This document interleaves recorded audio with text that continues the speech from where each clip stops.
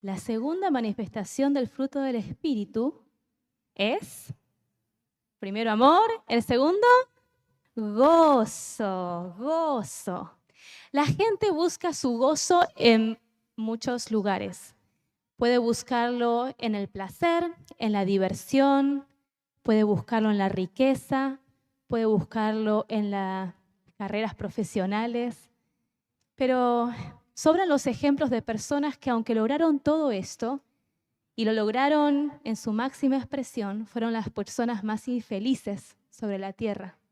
Es que el gozo verdadero solo lo puede dar Dios.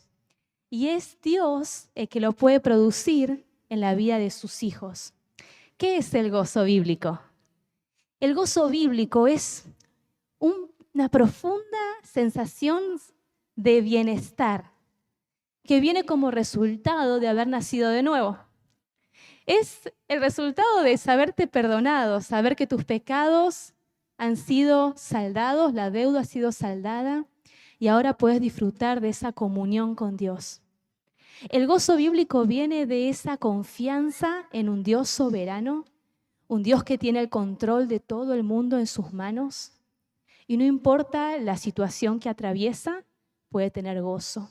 El gozo bíblico viene de poder tener la mirada puesta en lo que es eterno, en lo que es real, aunque no es visible.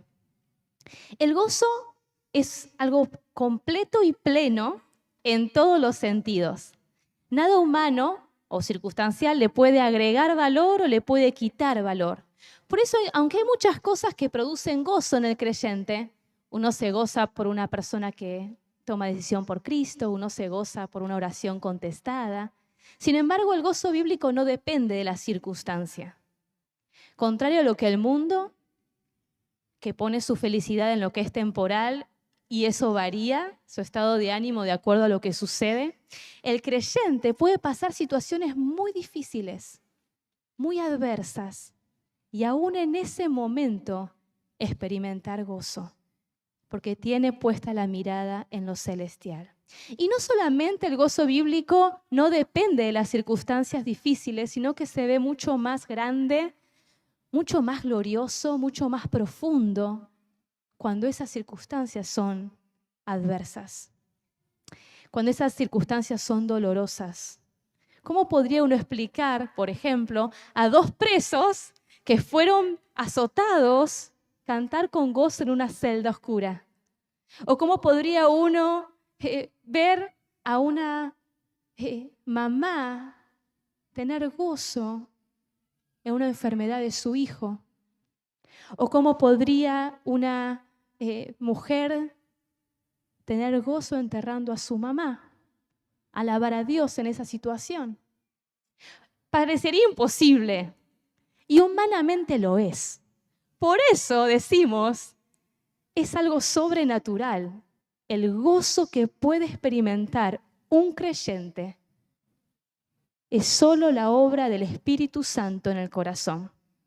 Santiago les dice a los hermanos míos, tened por sumo gozo cuando os halléis en diversas pruebas, sabiendo que la prueba de vuestra fe produce paciencia.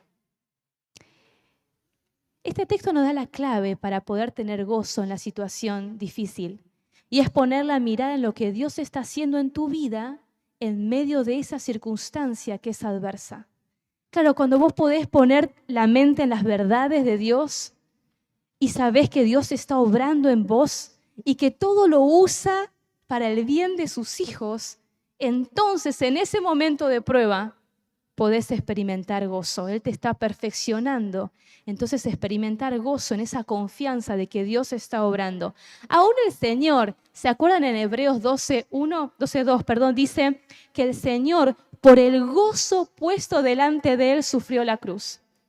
¿Te das cuenta? El mismo Señor miró más allá, experimentando ese sufrimiento extremo en esa cruz. Él estaba poniendo su mirada en lo que iba a producir ese sacrificio, que es todas nuestras vidas, ¿no? Salvadas por medio de esa obra. Es un gozo que proviene de tener a Cristo, en lo que significa su máxima expresión. Ahí en Pedro les está hablando a personas que estaban pasando tiempos muy difíciles, persecución.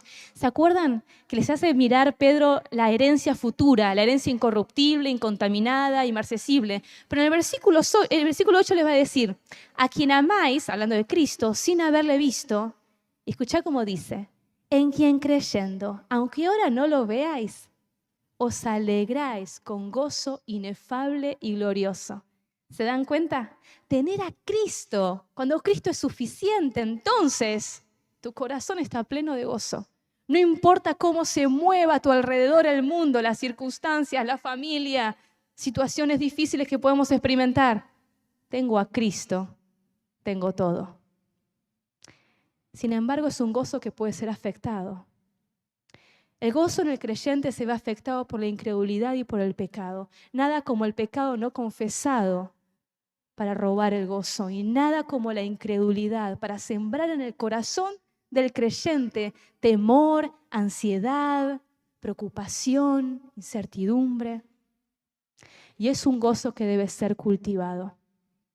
Aunque el gozo es un regalo de Dios por medio de su Espíritu, se nos manda en Filipenses 4:4, regocijaos en el Señor siempre. Otra vez os digo, regocijáis. Debido a que el gozo viene como fruto del Espíritu, el mandato no es que el creyente fabrique el gozo, ¿no? Como decía Gloria, sino que se deleiten y cultiven el gozo que ya poseen. Es un gozo que debería caracterizar la vida del creyente. La vida del cristiano se debería caracterizar por una vida de gozo. Un gozo que, como dijo Jesús, nada ni nadie les puede quitar. No importa la circunstancia que atraviese, el creyente debería ser el hombre más dichoso sobre la tierra. La tercera manifestación del fruto es, no voy a sacar el otro, a ver si puedo. Amor, gozo, no las escuché. Paz, paz, sí. El mundo ha estado en conflicto desde el pecado de Adán y Eva, deseando desesperadamente la paz, pero sin saber dónde encontrarla. El problema de la falta de paz es que vive en guerra contra Dios, y al vivir en guerra contra Dios, vive en guerra unos con otros, deseando y añorando la paz, pero privados completamente de ella. La palabra paz significa tranquilidad, calma en el alma, estar libre de preocupación. Significa unir lo que se ha separado y de eso se deduce a que la paz es lo opuesto a la guerra, a la tensión, a la división. En el Antiguo Testamento los judíos se saludaban con esa palabra, shalom, paz. Unos a otros se hacían ese saludo. Y en la mentalidad del judío era mucho más que una emoción, un sentimiento, sino un estado de bendición en el cual la persona disfruta de un profundo gozo y una completa satisfacción en todos los aspectos de la vida. Esa es la paz. La paz que goza el cristiano no es una paz por esfuerzo propio, porque intento estar en paz. No viene por un mérito humano, ¿no? Sino que es el resultado de la reconciliación con Dios. El creyente pudo tener paz con Dios y ahora en consecuencia la puede tener la paz de Dios. La paz de Dios. Y entonces ahora el creyente está libre de guerra en su alma, en su corazón. Y entonces está en paz con los demás. Y entonces implica que está libre de ansiedad, de turbación, de preocupación, de inquietud. Y nuevamente, como el gozo, es una paz que se experimenta aún en medio de la adversidad. La paz que da el Espíritu no la da quitándonos los problemas, las tribulaciones, los conflictos. No. Cuando el Espíritu Santo produce paz en el creyente, trae una tranquilidad en el alma, aún en medio de una situación adversa y difícil. ¿Recuerdan las palabras de Jesús en Juan? Les dijo a sus discípulos, la paz os dejo, mi paz os doy. Yo no la doy como el mundo la da. No se turbe vuestro corazón, ni tenga miedo. Estas cosas os he hablado para que en mí tengáis paz. En el mundo tendréis aflicción, pero confiad, yo he vencido al mundo. Es decir, que el mundo promete paz, pero no la da realmente. Y la paz que Jesús nos da, como les decía antes, no la da librándonos de los problemas. Él dijo que en el mundo tendríamos aflicción. Pero el creyente puede tener una confianza en que el Jesús está con él. Y él dijo, yo he vencido al mundo. Entonces el creyente en medio de la situación difícil tiene paz porque está al lado Cristo, quien venció el mundo, quien está en control, quien tiene el mundo en sus manos. Entonces el creyente está confiado, tiene seguridad, está libre de ansiedad. Es una paz que trasciende el entendimiento humano, como lo explica Pablo en su exhortación a los filipenses. Les dice, por nada estéis afanosos, si no sean conocidas vuestras peticiones delante de Dios con toda oración y ruego. Y escuchen esa frase, y la paz de Dios, ¿qué dice? Que sobrepasa todo entendimiento. Guardará vuestros corazones y vuestros pensamientos en Cristo Jesús. Sobrepasa todo entendimiento. Claro, ¿cómo se entiende o se explica que una persona en medio del conflicto esté tranquila y tiene calma en su corazón? Es imposible.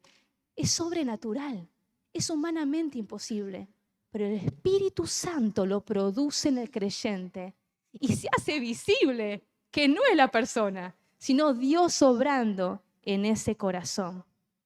Pedro le dice a personas que también estaban pasando tiempos difíciles, personas perseguidas, les dice, gracia y paz os sean multiplicadas. Es decir, que a medida que el creyente cede más y más el control del Espíritu, esa paz se multiplica. Esa paz que es sobrenatural, que es grandiosa, se multiplica. Entonces esa paz se va a manifestar en un joven estudiante que está libre de preocupaciones cuando va a rendir sus exámenes. Esa paz se va a manifestar en una mamá que en medio del caos de su hogar tiene calma, tiene paz. Se va a manifestar en un papá que aunque no consigue trabajo, tiene calma en su corazón, tranquilidad, no se afana. Se va a manifestar cuando una mujer tiene paz aún esperando un diagnóstico médico. Se va a manifestar en un adolescente que tiene hostilidad en su escuela y que enfrenta cada día la presión de sus compañeros, la hostilidad, pero tiene paz. Esa paz que es completamente desconocida para los no salvos sobrepasa todo entendimiento. Si permanecemos en Jesús y andamos en el Espíritu, como debemos andar, hay en nuestra alma una calma que ninguna hostilidad exterior puede perturbar. Isaías lo dijo, tú guardarás en completa paz, perfecta paz, a aquel cuyo pensamiento en ti persevera porque en ti ha confiado. Para el cristiano, rodeado de enemigos, siempre hay una provisión abundante de completa y perfecta paz. La paz inunda el alma cuando Cristo gobierna el corazón. Charles Weiss les dijo, descanso bajo la sombra del Todopoderoso.